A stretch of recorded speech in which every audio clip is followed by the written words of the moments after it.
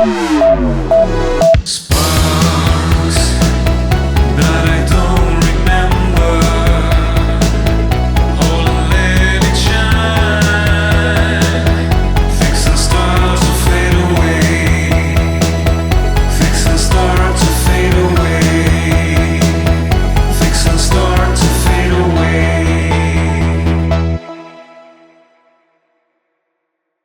Hello, dear friends of Kabbalah International. We are again with Mario Sabán. A pleasure to be here. A pleasure for me as well, as always. And today, we are going to talk about the revealed veils. But first, I would like us to talk and make reference about what veils are to go deeper into the subject. Well, in general, veils can be defined as the limits to where our capacity reaches, let's say, where our level of consciousness reaches. That is a veil. We would call it a kind of structural veil because it belongs to our structure, our limitations. That's why the Talmud says, we don't see what we see what we are. Therefore, what we are is that limitation of what we are seeing. So when we say there is a veil, it's not just a veil imposed by reality, it's mostly imposed by myself due to my limited nature. My limited nature is creating that veil where when I say I unveil, what I'm doing is stepping out of my limits into a region I didn't know before. For example, when I learn about a new topic that I didn't know before, what I'm doing is bringing down the veil, revealing a reality, and entering into information that I didn't know until then. The problem that arises in Kabbalah is that it's not about revealing information, but rather that information modifies my inner structure because all information relates to my experience and perception. Therefore, if new information changes my perception, it's changing my identity.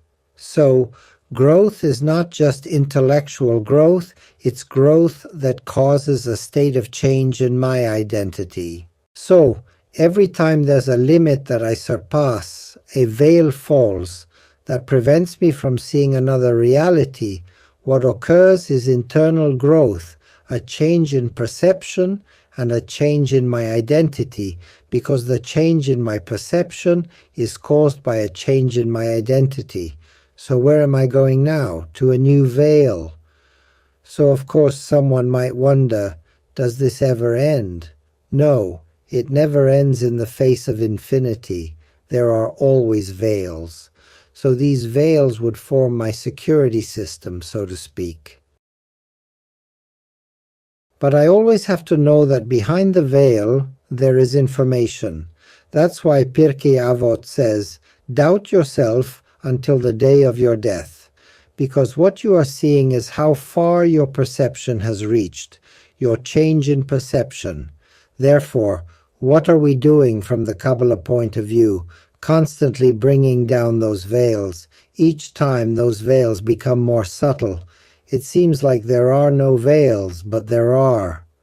Why are they more subtle? Because they are in reality limits that need to be overcome, that need to be surpassed with different strategies.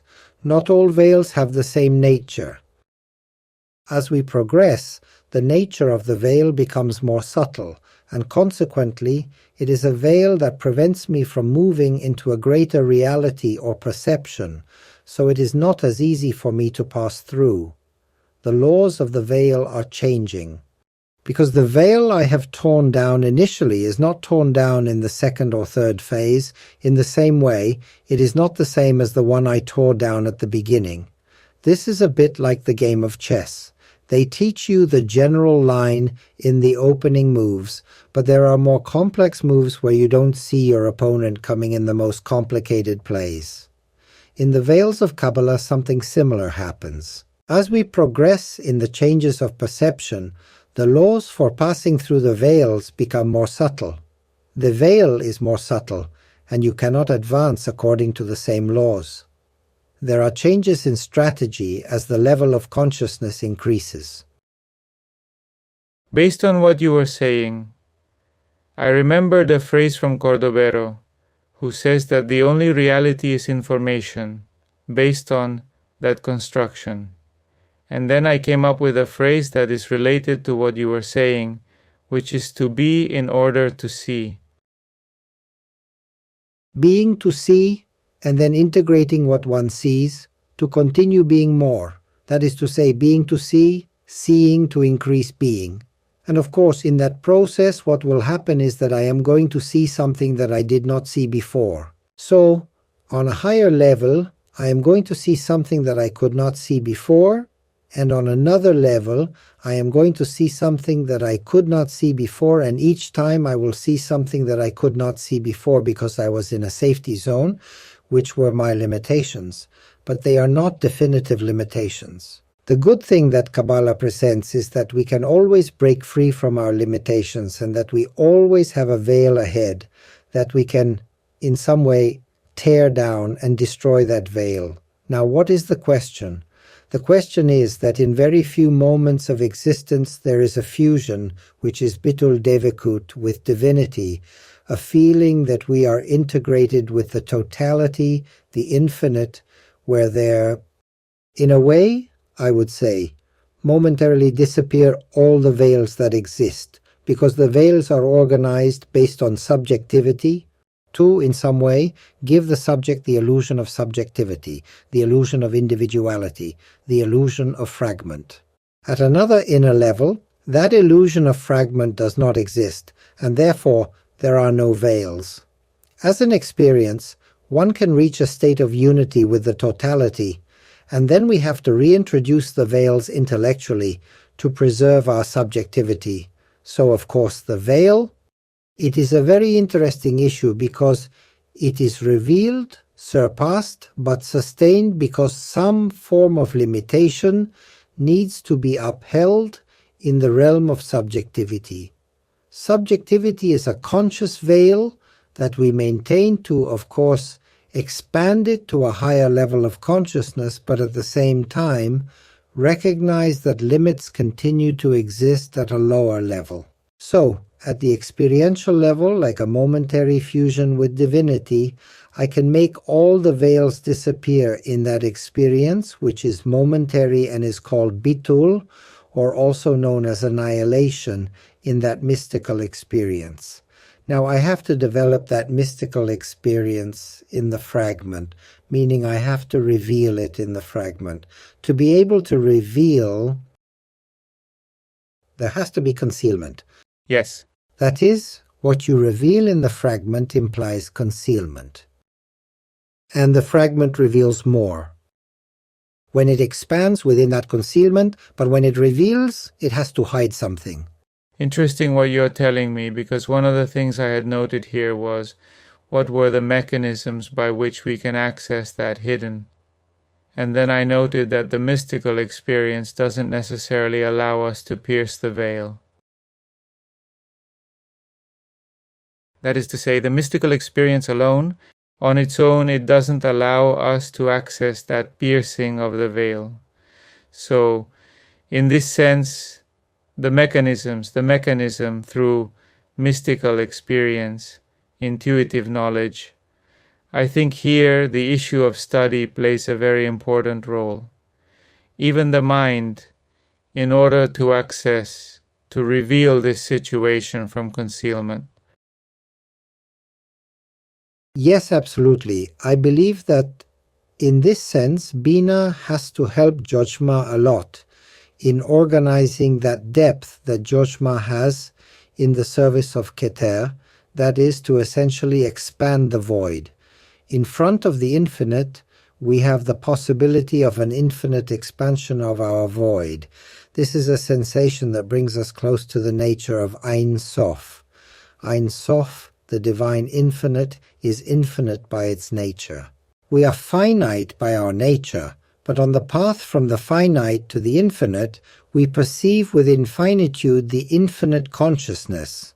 And here is something very interesting, because in our finitude, we perceive that infinite consciousness in the process towards the infinite when we are walking in the process of the infinite, because the process of the infinite is infinite. So it's the moment of ecstasy for the finite fragment because it feels that by approaching the infinite, it is savoring the characteristic of infinitude that it possesses, even though it does not disappear as subjectivity.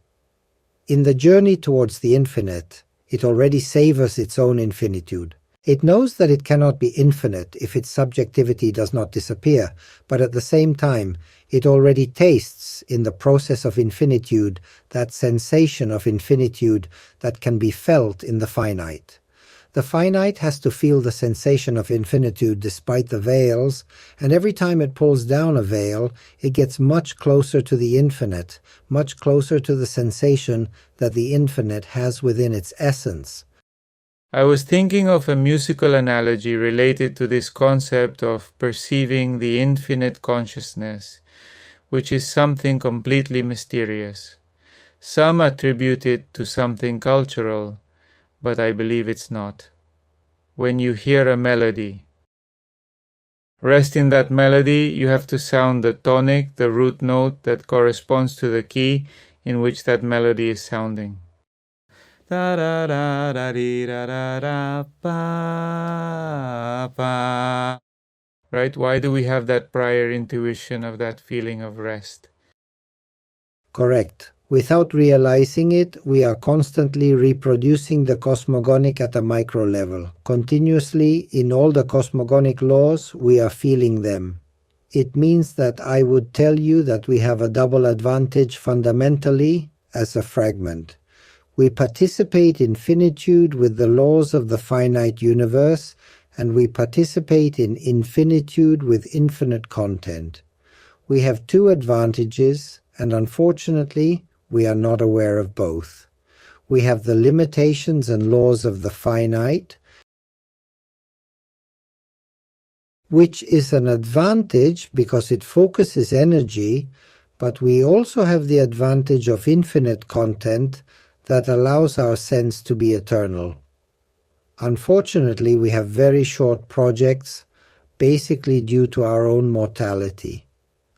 Our finitude may be 80, 70, 60, or in the best case, God willing, 100 years, whatever it may be. Some people reveal all the information in just 1 year of life, so I don't want to get into the question of quantity, but I think it's important to understand that we cannot access a project in line with the universe, with the size of our universe. In terms of space and time that are very large and very long, and to add more physical life to ourselves, we need a much longer-term project. I believe that what Kabbalah reveals, which I find truly incredible and super interesting, is that it places us on an eternal project. Those who delve into Kabbalah and realize the study material within it enter into a project that surpasses their physical life. I have often said that I think I need 200, 300 years to understand Kabbalah. I really can't make it with the years of life I have. Why? Because Kabbalah is knowledge that, as it is directly related to the infinite, the period of physical life would have to be much longer. So look, we have like two models. We have the model of young people in their 30s in existential emptiness, saying, I don't know what to do with my life. And we have the model of Kabbalah practitioners in their 80s, saying, I still infinitely need to grow. I think one of the strengths of Jewish mysticism is that it somehow shows you if you want to take it and not leave it, but it clearly shows you the possibility of having a sense of life broader than your current physical structure.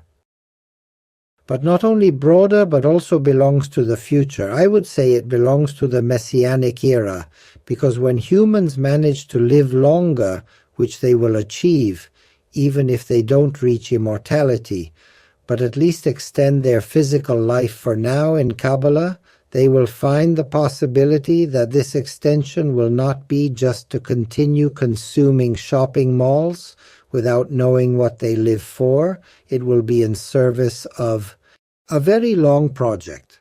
In the Kabbalah, we perceive the eternal project. we perceive not a temporal project. How many people, when taking on a temporary project, later fall into a deep depression? For example, women who have dedicated themselves to raising their children, but at some point, when their children are 20 years old, they leave home and the project collapses. Or individuals who are in a company, their project was to spend 20 or 30 years in a company, they retire and boom, their project crumbles. What Kabbalah suggests is that there exists within the universe a project connected with eternity, where if you join this project, you can have 200 years of life, and the project continues. So, what Kabbalah comes to suggest is that we have a project that prepares us to continue being lights in much higher extensions of time. In other words, our real growth at the level of consciousness, from the point of view of the Kabbalah, is much higher than the time we live in. So the proposal is extremely interesting because the projects we have in the historical context, our cultural paradigms, are of very short duration, and people fall into existential void or frustration very quickly and then don't know what to do with their lives. What is being suggested by Kabbalah is a very powerful project.